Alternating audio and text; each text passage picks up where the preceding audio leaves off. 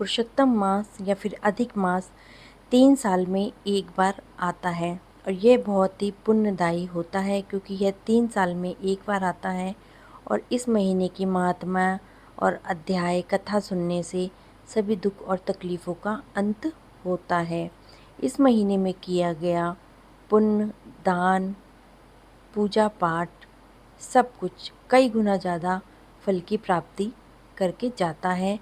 और इस महीने किए गए दान का हमें अश्वमेघ यज्ञ के बराबर फल की प्राप्ति होती है और हमारा जीवन सफल बनता है।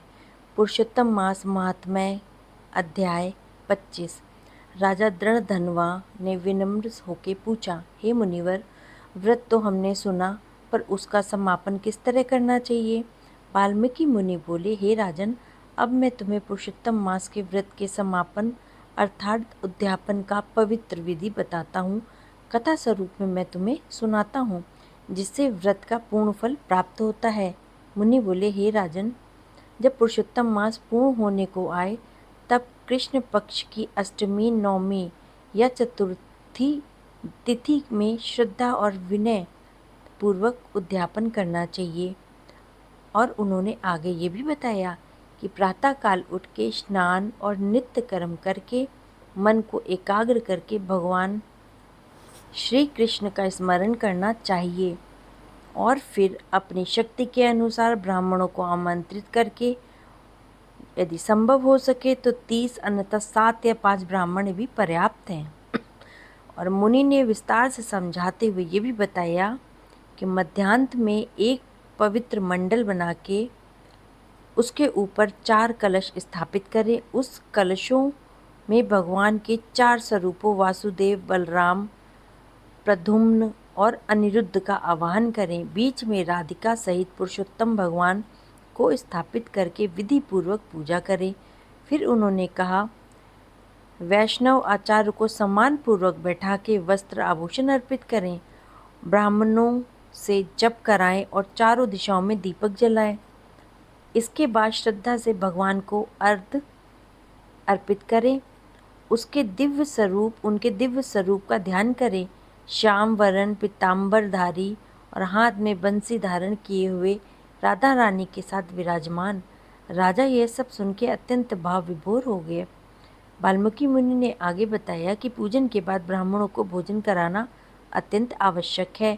उन्हें प्रेम पूर्वक विभिन्न तरीके के व्यंजन, फल, मिठाइयाँ अर्पित करें और मधुर वाणी से उनका सत्कार करें।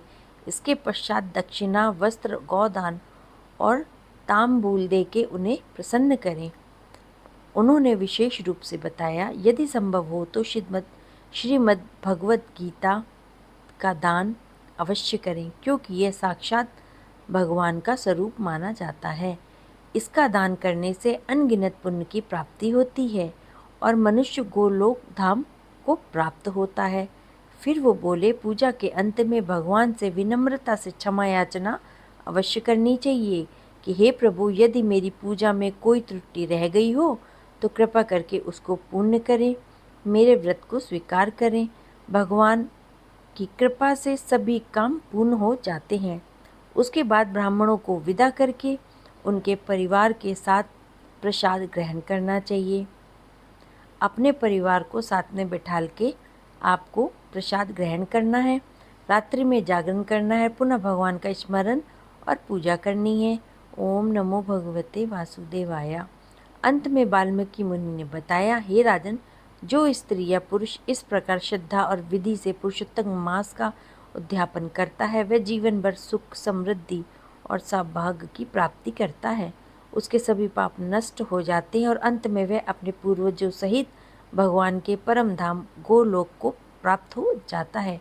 यह सुन के राजा दृढ़धनवा अत्यंत प्रसन्न हुआ और उसने निश्चय किया कि वह इस विधि से पुरुषोत्तम मास का व्रत और उद्यापन अवश्य करेगा। इस प्रकार से हमको भी व्रत करके और उद्यापन करना चाहिए ताकि हमारे भी सभी तरह के पाप नष्ट हो जाए और प्रभु हम